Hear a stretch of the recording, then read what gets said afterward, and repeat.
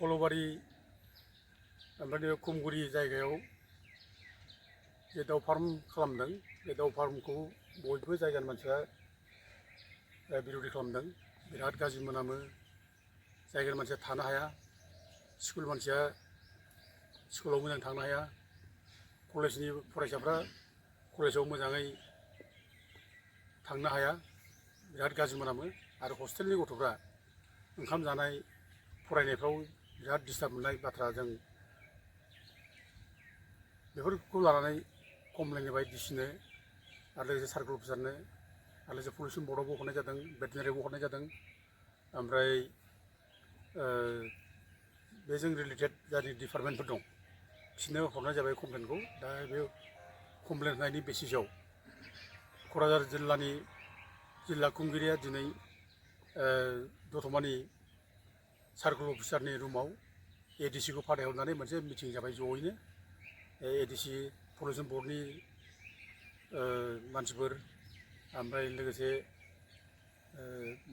ब्लकनि video, ओमफ्राय भेटेनारिनि आरो लोगोसे बे जायगानि रायजो राजाफोर, गामिनि ओमफ्राय कलेजनि जनता कलेजनि साथ्रफोर ज' मिटिङाव थालायनानै जों बयबो स्ट्रंलि अप'ज खालामबाय जे बे दाउ फार्मखौ उथायनांगौ थाबैनो। आरो बे दाउ फार्म थानायनि थाखाय बे जायगानि मानसिया मोजां बार मोनलिया, माने गोग्गो बार मोनजालिया, बिराद गाज्रि मोनामबाय। हरनि 1टा गाहामाव बे दाउ फार्मनि जेब्ला फेनखौ सालायना होयो बे एरियायाव सारा गामिनि बे फरायसाफोर लोगोसे बिसोरबो माने मोजां बार मोना, मोजां उन्दुनो हाया, बे रखम अबस्था जाबाय। जानाय लोंनाय सुख गैया जाबाय। दा बेफोरनि थाखायनो दिनै डिटेल्स रायलायनानै बेखौ थाबैनो बन्द' खालामनांगौ होननानै दाबि खालामनाय जाबाय। आरो बे जायगायाव मिटिङाव बे माबानिबो पल्ट्रि फार्म मानसियाबो थांदों, बिसोरखौ जों गोख्रोङै बुंनाय जाबाय। दा गोख्रोङै बुंनायनि उनाव दिनै एडिसि ओमफ्राय माने पलिउसन डिपार्टमेन्ट आरो भेटेनारि डिपार्टमेन्ट ज' जों बे खल'बारि माने दाउ फार्मखौ जों नायनो फैबाय। आरो जों बे दिनै बे जायगायाव दङ जों खल'बारि दाउ फार्मनिनो नैबे एल पि स्कुल, नैबे दक्षिन खल'बारि एल पि स्कुल, बियो नांजाबनाय गोजान नंथारा, एखेबारे नै 20 मिटार 25 मिटारल' बिनि अवाला। दा बे जायगायावखि दाउ फार्म जायो? दा माने दाउ फार्म खुलिनायनि, इन्डास्ट्रि खुलिनायनि माखासे मोनसे निथि दङ, बे निथिखौ सम्पुर्ण भायलेट खालामनानै बे दाउ फार्मखौ खुलिनाय जादों। दा गथिखे बे 500 मिटार गोजानाव जानांगौ, बे गामिनि 500 मिटार गोजानाव एनि माने इन्सटिटिउसन लामानिबो 500 मिटार गोजानाव जानांगौ। बे दाथ' लामाजों नांजाबनाय, खाथियाव लामाजों जेरैबो लामा।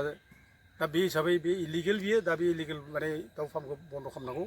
बे मोनामनायनि थाखाय दिनै बे मेइन लामाजों थांलाय फैलाय खालामनो गथ'फ्रा हालिया, रावबो थांलाय फैलाय खालामनाय बन्द' खालामबाय। आरो लोगोसे बे खाथियाव फोथार दङ, बे फोथाराव गथ'फ्रा माने गेलेयो, प्रेक्टिस खालामो, देहानि फुटबल गेलेयो, बेफोर दिनै बन्द' जाजोब्बाय। माने गेलेनो हालिया, थांलाय फैलायबो गैलिया। बेनिखायनो बेखौ इमिडियेट बन्द' खालामाबा उफाय गैया। जों बाथ्राखौ दिनै स्ट्रंलि बुंबाय। आरो बिथांमोना दिनै मिटिंनि गेजेराव थाबैनो 7 दिननि गेजेरावनो रिपर्ट होगोन होननानै बिथांमोना दिनै प्रस्ताब पास खालामनाय जाबाय। आरो बिथाङा रेजुलेसनखौ लागोन। आरो लोगोसे दिनै बे जे पल्ट्रि फार्मखौ जे खालामनाय जाबाय, बेनो एखेबारे मिस्ट्रियास आरोखि, आसुरित आरोखि। बे पल्ट्रि फार्मखौ बोरै खालामनो मोनखो? ओरैनो बिटिसिआ 2007आव DIC-नो हगारनाय जादों हाखौ। DIC जेनेबा बिटिसि सिंनि DIC-आ मा खालामो बे गावसिनि खोथा, खालामनो हायो, बेयाव खालामथों, जोंहा बुंनांगौ बाथ्रा गैया। खिन्थु DIC-आ आरोबाव बे हाखौ 100 बिगा हाखौ आरोबाव गावसोर जेबो खालामाखै। खिन्थु AIIDC-नो, आसाम इन्डास्ट्रियेल इनफ्रास्ट्राक्चार डेभेलपमेन्ट कर्प'रेसननो हगारनाय जाबाय आरोखि। AIIDC-नो हगारनाय जाबाय। AIIDC-आ बे हाखौ लानानै दानिया माने केलकातानि सोरनिबा बे दाउ फार्मनि बिगोमाया केलकातानिसो।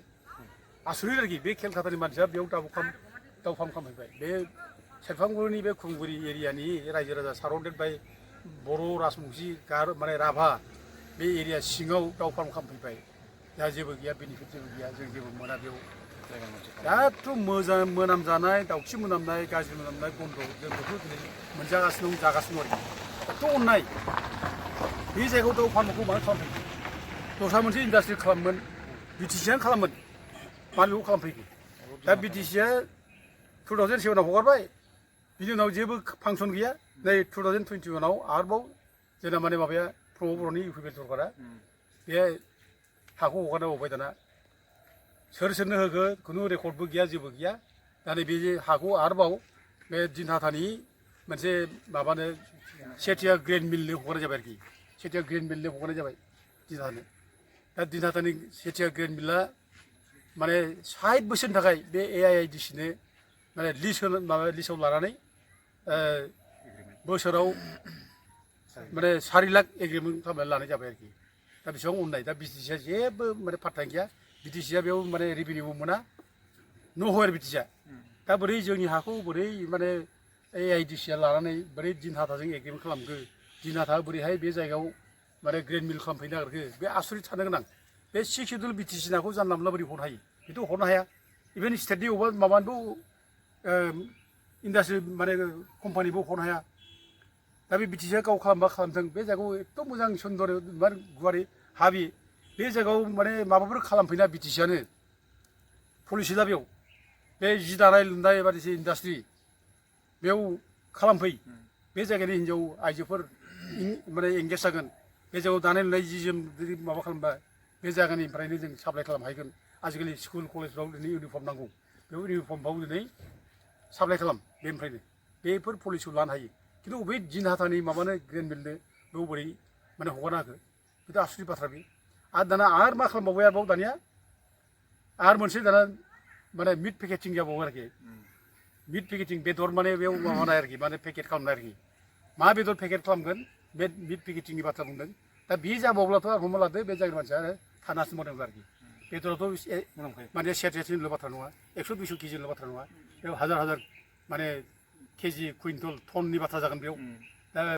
दा बे हिसाबै बेखौ बन्द' खालामथारनांगौ आरो बे हाखौ इमिडियेट BTC आ गावनि कब्जायाव लाफिननांगौ बे गासिबो बन्द' खालामफिननानै BTC आ गावनि कब्जायाव लाफिननांगौ जिहेतु BTC नि हा बे आरो BTC नि 6 सिडुल एरियानि हाखौ मालाया मोना बे आयेनखौ बाहायनांगौ BTC आ लाफिननांगौ जों बेखौ डिमान्ड खालामो आरो दिनैनि बे मिटिङावबो जों बेखौनो प्रस्ताब होनानै स्ट्रं भाबै जोंबो बुंनाय जाबाय आरो जायनाखि ADC माबा खालामदों बुजिदों आरो सार्कोल अफिसार मिथियाव जाय दङ बेबो बुजिदों ओमफ्राय मिथियाव जायफोर दंमोन बे गासैबो बुजिदों दा जों ओंखायनो BTC खौ जों खावलायो बिथांमोना थाबैनो जाहाथे माने मोनसे इमिडियेट डिसिसन ला रायजो राजानि प्रब्लेमखौ खोनासं रायजोफ्राथ' बिराद गिदिर प्रब्लेम जाबाय बार बार मेम'रेन्डाम होगासिनो दं बुंबोगासिनो दं बेफोरखौ खोनासंनांगौ रायजो राजानि सुखु दुखुआनो जोंनि BTC नि खुंगिरिफोरनि सुखु दुखु जानांगौ बिसोरनि खैदांखौ बेखौ रायजो राजानि खैदांखिफोर दुखु सुखुखौ BTC नि खुंगिरिया खोनासंनांगौ आरो बेफोरखौ खोनासंनो रोङा जायोब्ला बेफोरखौ जुदि गोसो होआब्ला रायजोफोरखौ अनसायनो रोङाब्ला रायजोफोरा गाज्रि मोनगोन खुद्रिगोन बेखौ BTC आ बुजिनाया मोजां